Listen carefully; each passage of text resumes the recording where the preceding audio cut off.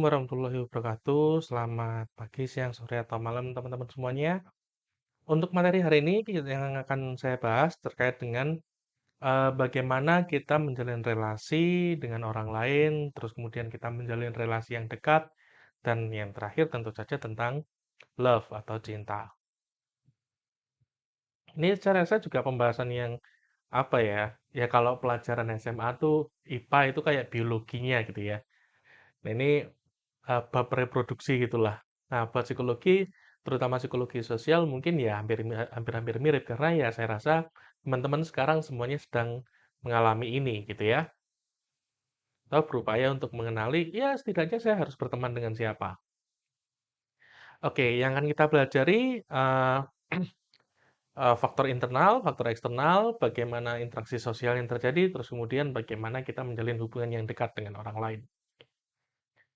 Nah, untuk faktor internal sendiri sebenarnya kalau kita bisa bilang gitu ya, bahwa kebutuhan untuk dekat berinteraksi dengan orang lain adalah kebutuhan yang paling mendasar gitu ya. Jadi kalau misalkan ada yang ngomong nih yang pertama gitu ya, ya kalau ada yang bilang orang bilang ya aku tuh nggak butuh orang lain gitu ya, ya bohong banget tuh. Karena sejatinya manusia sendiri memang tetap butuh orang lain gitu ya. Terus kemudian, nah karena kita ngomongnya butuh gitu ya, nah ini penelitian neuropsikologi membuktikan juga gitu ya, bahwa eee, apa ya, bentuk otak manusia itu diciptakan untuk berinteraksi gitu ya, dan tidak untuk bisa mengerjakan semua hal sendiri gitu. Terus kemudian tadi kalau di bagian kedua tadi, manusia tetap butuh gitu ya, tapi memang kebutuhan afiliasi tiap-tiap orang berbeda gitu ya. Hal ini dipengaruhi oleh genetis, pengalaman, dan sifatnya cenderung stabil gitu ya, karena ini ngomongnya kebutuhan nih. Nah, ketika kebutuhan akan relasi, kebutuhan akan afiliasi tidak sesuai dengan kenyataan yang ada gitu ya, yang ada ya perasaan nggak nyaman, contohnya ya sakit hati gitu ya. Nah, afiliasi dengan orang lain merupakan kebutuhan mendasar gitu ya, bahwa ini juga mendasari psychological well-being dan pelengkap bagi physical well-being. Jadi memang nggak cuma psychological doang, tapi juga physical gitu ya. Terus kemudian kerjasama dengan orang lain membuat manusia mampu mendapatkan makanan dengan lebih mudah dan bertahan hidup.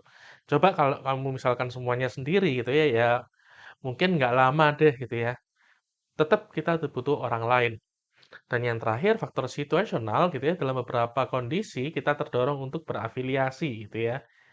Jadi tadi ketika kita mau bekerja sama dengan orang lain, kita saling memenuhi kebutuhan orang lain gitu ya. Kita terpenuhi oleh orang lain, tapi orang lain juga terpenuhi kebutuhannya oleh adanya kita gitu ya. Nah, kondisi bencana dan perasaan terancam ini membuat kita punya apa ya, dorongan lebih kuat untuk berafiliasi. Nah, kondisi bencana ini kita saling tolong-menolong gitu ya, saling bantu, terus kemudian dalam perasaan terancam, ya intinya adalah kita menyelamatkan diri kita semua gitu loh.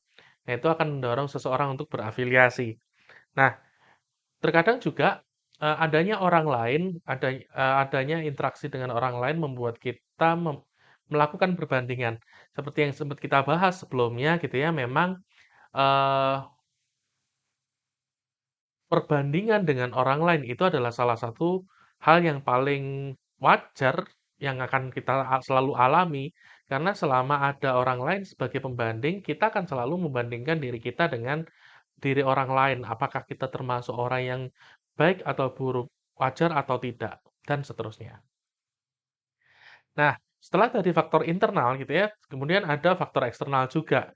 Nah, ini pepatah Jawa gitu ya, yang bilang tresno jalaran saka kulino gitu ya.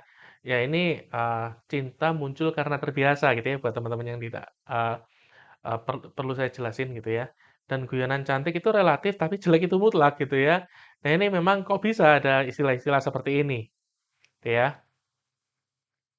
Nah, faktor kedekatan dan kemenarikan fisik memang menjadi dua hal yang cukup menarik untuk kita bahas.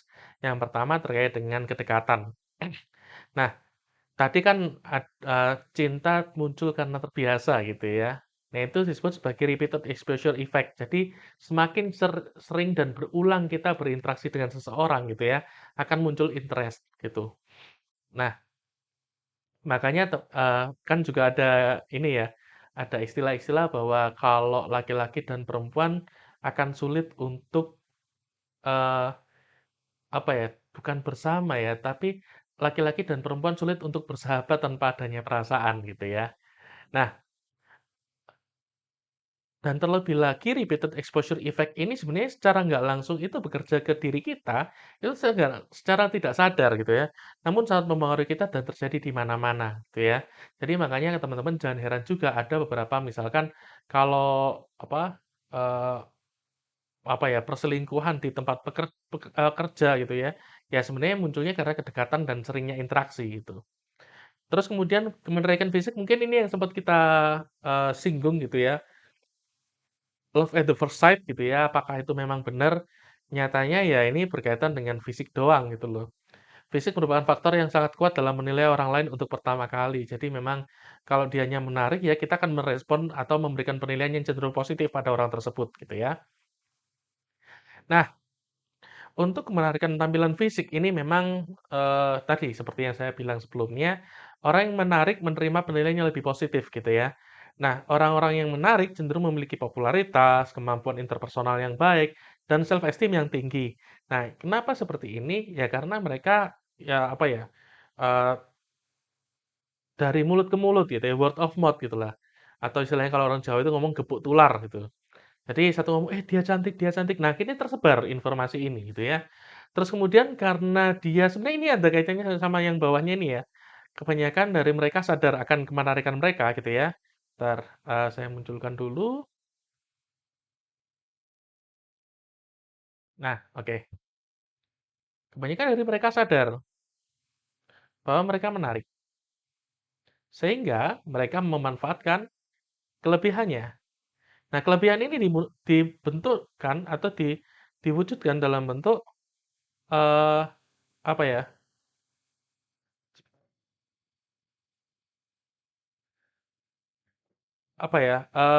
kelebihan tersebut diwujudkan dalam rupa pengembangan diri gitu ya, kemampuan interpersonal baik, komunikasi yang baik, terus kemudian sehingga ketika mereka mendapatkan pengakuan gitu ya, dengan tata cara pembawaan mereka, pengucapan mereka, dan akhirnya membentuk self esteem mereka yang tinggi. Jadi sebenarnya memang, eee, secara tidak langsung kalau misalkan ada yang ngomong, eee, menarik itu banyak benefit, ya secara nggak langsung memang iya gitu loh.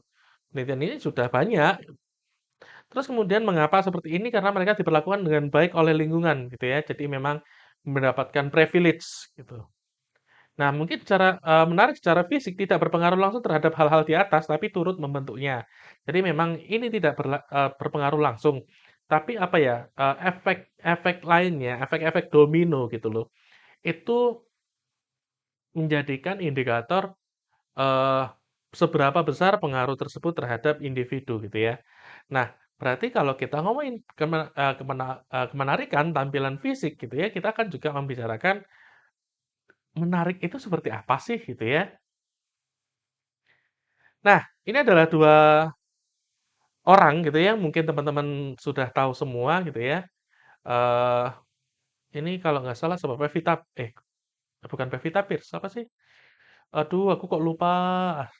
Nah, mungkin teman-teman ini ya, komen aja yang kiri siapa, yang kanan siapa. Kalau yang kanan mungkin teman-teman nggak tahu, atau ada yang tahu gitu ya, ketik aja nanti di grup, kelas gitu ya, atau sampein di kelas, eee, siapa yang kanan gitu ya. Kalau teman-teman ada yang tahu, keren banget. Nah, sebentar aku coba ini dulu deh, coba cari dulu informasinya deh, aku biar nggak penasaran gitu ya. Eee,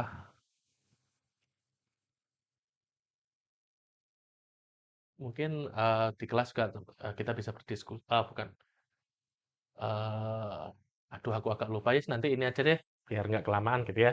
Teman-teman, ngomong aja siapa yang kiri dan siapa yang kanan. Kalau yang kanan teman-teman tahu keren, gitu ya. Mungkin dia sangat terkenal dengan wig-nya, penyanyi dangdut yang terkenal dengan wig, gitu ya. Aku yang kanan inget banget, Janita Janep. Nah, Dari 2 foto ini gitu ya, dikatakan menarik itu sangat berbeda teman-teman. Ketika yang kiri gitu ya, orang yang cenderung memiliki penampilan dewasa gitu ya, dagu menonjol, alis tinggi gitu ya, senyum yang lebar. Bandingkan dengan yang sebelah kanan gitu ya, orang yang wajahnya kalau aku ngomong tuh injeksi saking iritnya gitu. Karena eee, kita apa ya, orang-orang yang memiliki postur lebih, kecil, lebih pendek gitu ya, cewek, itu biasanya mereka memiliki, penampilan yang seperti Jenita Janet ini, Jenita Janet, Rosa gitu ya, yang sangat terkenal. Ya aku ngomongnya wajahnya injeksi ya, karena apa ya, aku sering ngomong wajahnya injeksi karena apa ya, usianya tuh awet, wajahnya tuh awet muda gitu.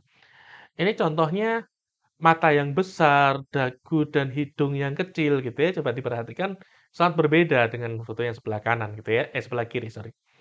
Nah, terus kemudian kalau tadi ciri-ciri fisik yang emang given gitu ya. Nah, ada teori yang mengatakan bahwa combine multiple faces. Jadi kita akan melihat kemenarikan dari kombinasi beberapa wajah. Nah, ini di gambar ini gitu ya.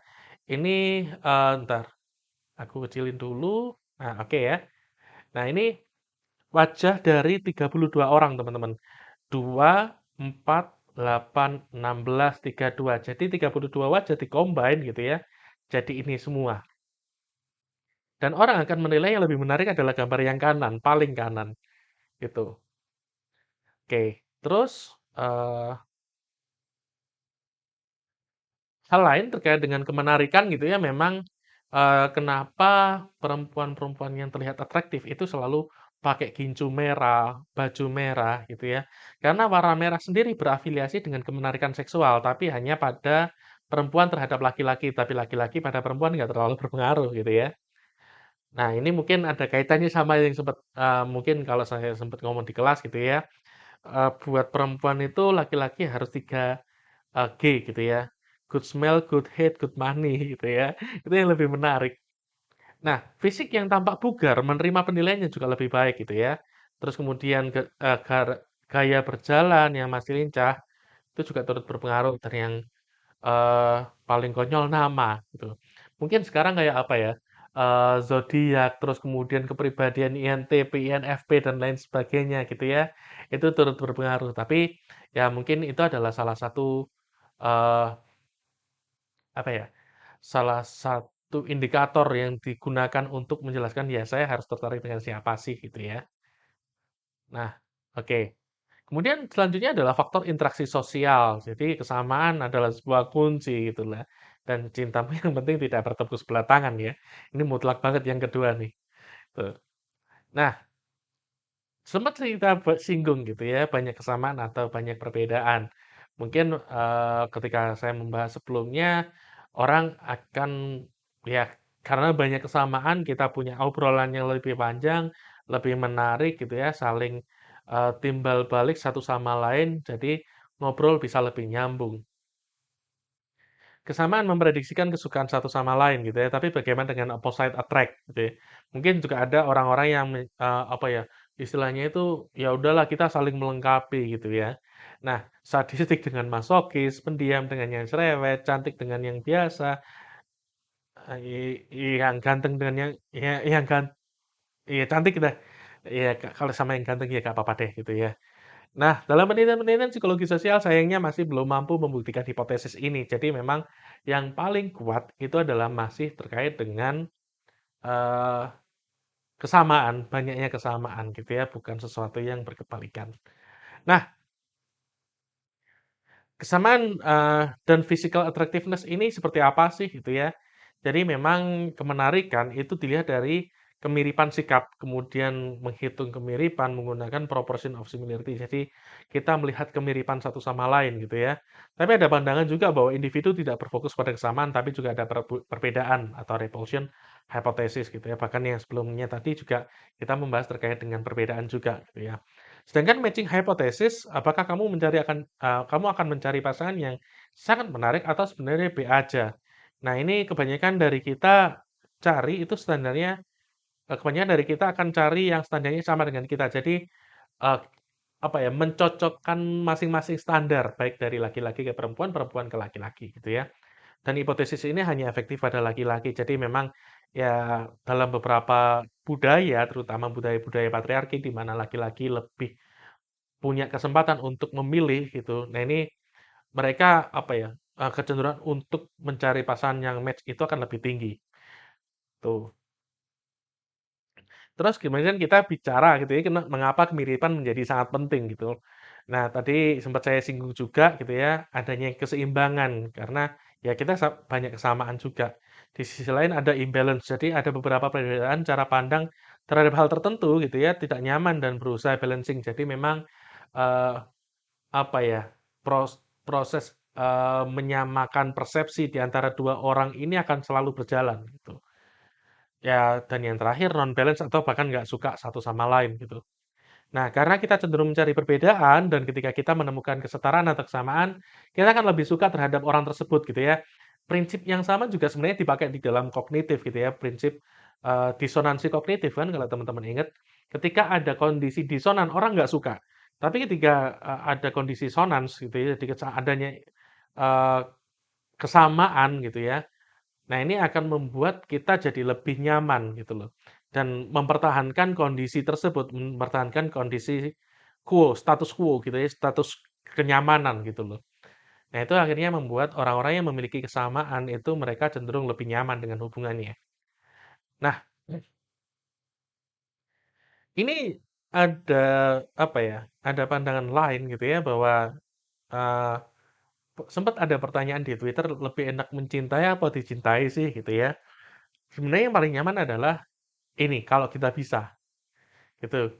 Kita akan cenderung suka dengan orang yang menyukai kita juga. Jadi kita membalas perasaannya. Makanya teman-teman yang confess dan lain sebagainya ya ada yang oke, ada yang enggak gitu ya. Nah ini kalau misalkan confess dan cenderung kita untuk menyukai dia juga gitu karena kita ingin timbal balik. Nah, ideal interaction partner jadi seperti apa sih orang-orang yang ideal sama kita gitu ya. Nah, di sini teman-teman bisa lihat gitu ya. Jadi beberapa trait gitu ya, keterpercayaan, kerjasama, eh, mudah setuju dengan yang lain gitu ya. Dilihat sebagai bagian dari ideal partners gitu ya. Di antara berbagai bentuk hubungan relasi, project teams, employees, friends, etc. The importance of other traits gitu ya. Seberapa penting trait-trait lain sangat tergantung bagaimana sifat hubungan tersebut gitu ya. Sebagai contoh, attractiveness itu penting untuk uh, sorority member, tapi nggak penting buat tim project atau kerja kelompok sama kelompok belajar gitu ya. Highlighting for various traits are shown in italic and indicated the traits in question were rated as very important by research participant gitu ya. Jadi memang kalau trustworthiness ini semuanya miring semua ya. Tapi kalau attractiveness ini hanya di sorority. Sorority ini apa ya? Fraternity, terus kemudian intelligence itu penting buat project team, study group, terus kemudian close friend gitu ya. Jadi memang ya kalau kamu punya teman yang pinter ya kamu bisa andalin dia, bisa percaya sama dia gitu ya. Terus kemudian kalau sama teman deket ya kita bisa dengan mudah lebih percaya apa tanya-tanya tuh lebih mudah gitu ya. Orang-orang yang bercanda gitu ya di sorority sama close friend. Jadi selalu ada badut di dalam relasi gitu ya. Well, ini yang paling penting di sorority. Jadi sorority kok miring semua ya rata-rata ya. Nah, ini mungkin teman-teman bisa perhatikan juga ya. Bagaimana kebutuhan masing-masing relasi. Terus kemudian bagaimana close relationship, landasan untuk kehidupan sosial. Nah, seperti yang kita pahami semua gitu ya, pentingnya relasi dengan orang tua atau dengan orang-orang terdekat gitu ya, gaya kelekatan dan lain sebagainya, ini sangat menentukan bagaimana pola interaksi kita dengan orang lain di luar kelompok gitu ya, di luar keluarga. Sebagai contoh ya karena sudah berlangsung sangat lama, bahkan sejak anak lahir gitu ya, interaksi antara orang tua dan anak karena sangat kuat pengaruhnya karena sudah terjadi sejak kecil. Nah, interaksi yang ada juga membentuk bagaimana gaya kelekatan yang muncul. Nah, gaya kelekatan sendiri inilah seberapa individu merasa aman terhadap hubungannya. gitu ya. Ada dua hal yang didapat ketika berinteraksi dengan orang tua. Yang pertama adalah konsep self esteem. Self yang terkait dengan self esteem gitu ya terutama, dan bagaimana anak merasa bahwa dirinya dihargai, penting, dicintai, eee, apa ya, berkompeten gitu ya. Mungkin teman-teman bisa dilihat di tahapan psikososialnya Erik Erikson kalau nggak salah. Terus kemudian self esteem juga sama, itu sangat berkaitan. Nah, kedua ialah sikap terkait dengan orang lain atau interpersonal trust. Jadi yang berkaitan dengan harapan dan keyakinan terhadap perilaku orang lain gitu ya. Dari dua hal tersebut berkombinasi akhirnya ada empat ini gitu ya. Secure, fearful avoidant, preoccupied, sama dismissing. Jadi kalau secure, self-esteem dan trust tinggi gitu ya. Jadi dia percaya terhadap dirinya dan percaya terhadap orang lain. Mampu membentuk relasi yang langgeng, berkomitmen, dan memuaskan. Untuk orang-orang yang fearful avoidant, self-esteem dan trust-nya rendah. Sehingga mereka kecenderungan untuk tidak membentuk hubungan yang dekat atau mereka ya as simple as mereka tidak bahagia gitu. Untuk preoccupied, SE-nya rendah, self-esteem-nya rendah, dan trust-nya tinggi. Jadi dia terlalu percaya sama orang lain. Siap menjalin relasi tapi berharap untuk ditolak gitu ya. Ini agak-agak masokis gitu. Sukanya disakiti gitu ya. Dan dismissing, yaitu self esteem-nya tinggi, trust-nya rendah. Jadi tipikal-tipikal orang yang terlalu membesarkan atau terlalu mengandalkan dirinya tapi nggak percaya sama orang lain gitu ya. Ini sangat mungkin terjadi. Sehingga tidak percaya orang lain dan orang yang merasa tipikal orang yang merasa nggak butuh orang lain gitu ya. Nah, selanjutnya, interaksi dengan anggota keluarga lain itu juga dapat memberikan dampak pada perkembangan anak gitu ya. Bisa memperbaiki hal yang tidak didapat dari orang tua kandung gitu ya. Hubungan dengan saudara termasuk membentuk bagaimana anak bersikap nantinya. Dan anak yang memiliki saudara mampu berinteraksi dengan orang lain dengan baik. Karena saudara merupakan teman berlatih interaksi sosial. Jadi kakak adik. Jadi bagaimana kakak mendidik adiknya itu juga bisa jadi melengkapi apa yang tidak diberikan oleh orang tua gitu ya. Nah ini, makanya penting banget, seorang anak itu punya saudara. Makanya jangan heran bahwa ada stigma, anak tunggal itu mereka tidak tahu cara berinteraksi dengan orang lain yang baik dan benar. Ya sebenarnya ada kaitannya sama ini gitu ya. Sebenarnya tidak semua dan itu hanya stigma ya teman-teman. Nah, tadi dengan anggota keluarga, dengan saudara, sekarang, kita ke eksternal dengan sahabat gitu ya. Teman bisa datang silih berganti tapi enggak dengan sahabat. Jadi, ini dua hal yang berbeda ya teman-teman. Sehingga penggunaan bahasa berbeda apabila individu dengan teman, dibanding dengan sahabatnya. Jadi jangan heran di dalam circle tertentu mereka punya bahasa yang hanya dipahami di dalam circle tersebut gitu loh. Nah, eee hubungan romantis seperti apa gitu ya? Apakah sesimpel memberikan kulit ayam KFC buat kamu gitu ya? Eee, Terus kemudian you can have sex without love, but if you love someone, sex include on it gitu ya. Jadi ini eee, ya di luar sih kalau di Indonesia saya rasa masih sangat tabu membicarakan seks pranikah terutama gitu ya. Dalam hal ini kalau fokusnya ini ya kita ngomong si pranikah gitu. Orang yang cintanya bertepuk sebelah tangan kebanyakan memiliki conflicted attachment style gitu ya. Jadi kalau teman-teman ingat, eee, oh ya berarti mereka yang apa ya, mereka trust sama orang lain tapi self esteem-nya bisa jadi rendah gitu ya. Ada 3 aspek yang harus ada dalam cinta, memiliki konsep passionate love, dalam kondisi psychological arousal gitu ya, psychologically arousal, dan pasangan harus ada gitu ya dan bisa dinikahi. Pacar teman ataupun suami orang tidak termasuk ya. Tolong bedakan ini. Nah, seperti apa sih? Nah, ini triangular theory of love-nya Steinberg gitu ya. Jadi memang ada 3 komponen gitu ya. Jadi apa tadi? Kalau kita lihat passionate gitu ya. Jadi ada hasrat, sorry, ada rasa suka gitu ya. Psychologically arousal, jadi tertarik secara apa ya seksual gitu ya, lebih arah sana. Terus kemudian ada orangnya gitu ya dan dekat. Nah, di sini ada beberapa jenis gitu ya. Ada intinya sebenarnya ada tiga, intimacy, komitmen, terus kemudian passion gitu ya. Terus kemudian coba kita lihat dari yang pertama gitu ya. Ntar saya buatkan. Oke. Oke. Yang pertama intimacy alone gitu ya. Jadi true friendship without passion or long term commitment. Jadi memang ini hanya intim gitu ya. Jadi cuma deket doang, dideketin banyak gitu ya. True friendship without passion or long term commitment. Terus kemudian ada komitmen gitu ya. Komitmen doang empty love gitu ya. Decision to love another without intimacy or passion. Jadi orang-orang yang terpaksa apa ya, pada awal mula mereka dijodohkan, mereka tidak kenal pasangannya siapa gitu ya. Terus kemudian ya sudah mereka hanya menikah berbasis komitmen.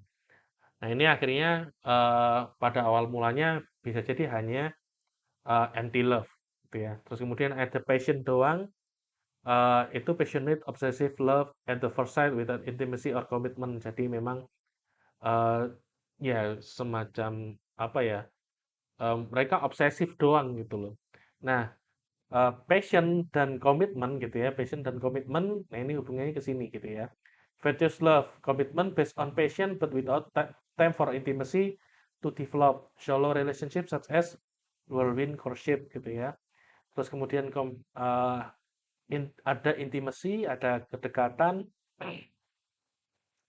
ada komitmen gitu ya, tapi nggak ada passion. Mungkin orang-orang yang sudah menikah lama gitu ya, long term commitment friendship such as marriage in which the passion has faded gitu ya. Jadi memang eh, konon katanya cinta itu hanya ada selama 5 tahun pertama teman-teman. Sisanya ya hanya menjalankan komitmen dan berusaha untuk tidak berpisah gitu ya.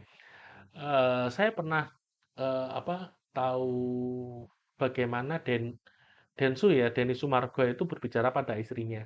Jadi ingatlah bahwa kita itu dua orang yang menjadi satu.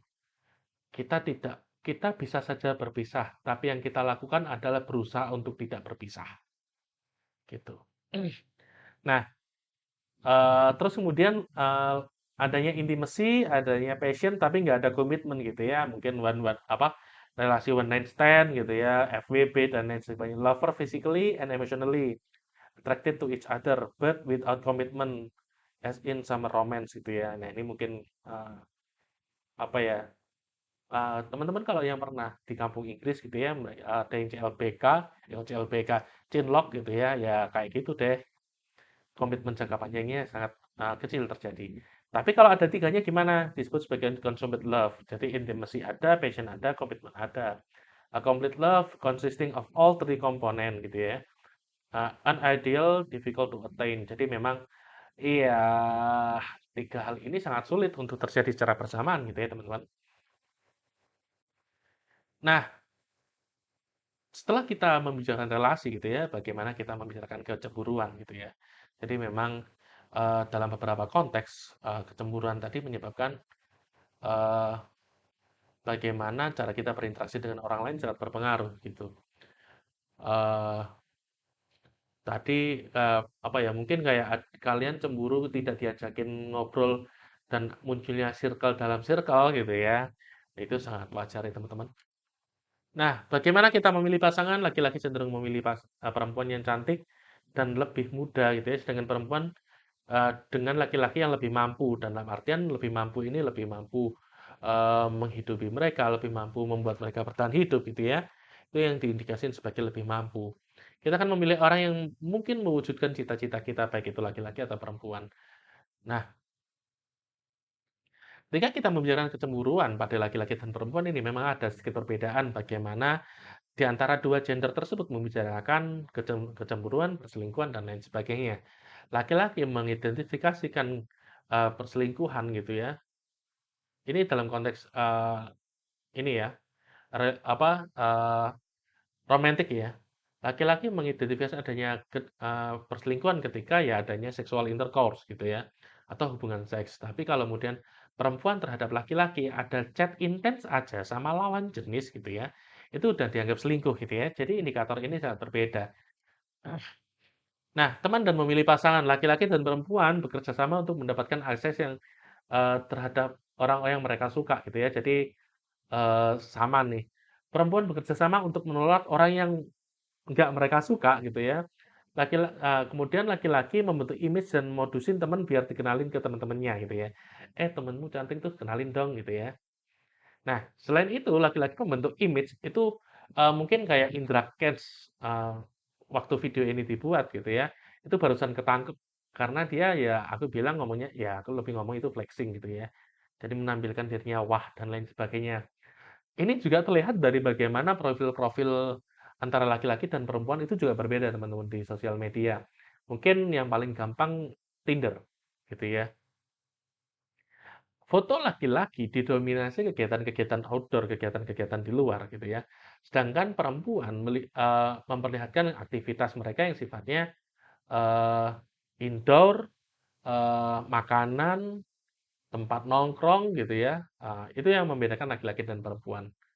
Ya, membentuk image dengan kegiatan misalkan naik gunung atau kemana gitu ya, menunjukkan bahwa mereka mampu, mereka capable, mereka apa ya, mampu bertahan hidup di luar. Itu sebenarnya bagaimana perilaku itu sangat diturunkan dari nenek moyang gitu loh. Bagaimana menunjukkan kekuatan gitu ya. Nah, ini juga mungkin beberapa dari teman-teman ada yang mengalami gitu ya, pernah mengalami atau mungkin teman kalian atau saudara kalian mungkin pernah mengalami ini, yaitu HTS ataupun backstreet gitu ya. Kalau HTS mungkin hubungan tanpa status, mungkin kayak sekarang tuh ya masih ya harusnya istilahnya masih sama ya.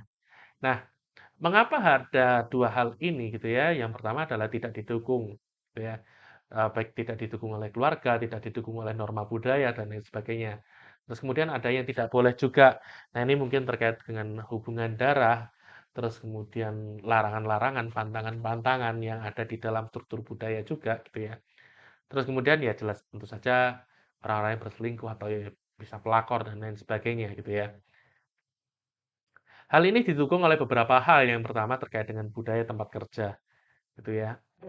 Mungkin ada juga beberapa kantor yang mengharuskan karyawannya tidak boleh berpacaran atau tidak boleh menikah sesama karyawan, gitu ya. Ini sekalipun peraturan ini sudah dia cabut, dianggap tidak berlaku, tapi mungkin ini jadi concern gitu ya bagi perusahaan. Terus kemudian adanya internet itu membuat semuanya jadi jauh lebih rapih, gitu ya. Apa dampaknya?